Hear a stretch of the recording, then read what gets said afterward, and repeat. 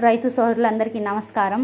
2024 సంవత్సరంలో మేము సాగు చేస్తున్న పత్తికి విత్తనాలు అయితే కొనుగోలు చేయడం జరిగిందండి. ఇది వచ్చేసి నూజువీడు సీడ్స్ వారి సూపర్ బంటి, రాశి కంపెనీ వారి షిఫ్ట్, తులసి కంపెనీ వారి అఖీరా, సర్కార్. పత్తి విత్తనాలకైతే కొరత ఏర్పడిందండి.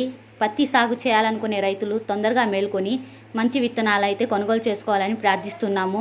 విత్తనం మంచిదైతేనే పంట దిగుబడి అభివృద్ధి బాగుంటుందండి. ఈ విత్తనాల్లో ఏ రకం వేసినా మనం చేసే సాగుని బట్టి 12 నుండి 18 క్వింటాల వరకు దిగుబడి లెక్క లేకుండా ఇస్తాయండి.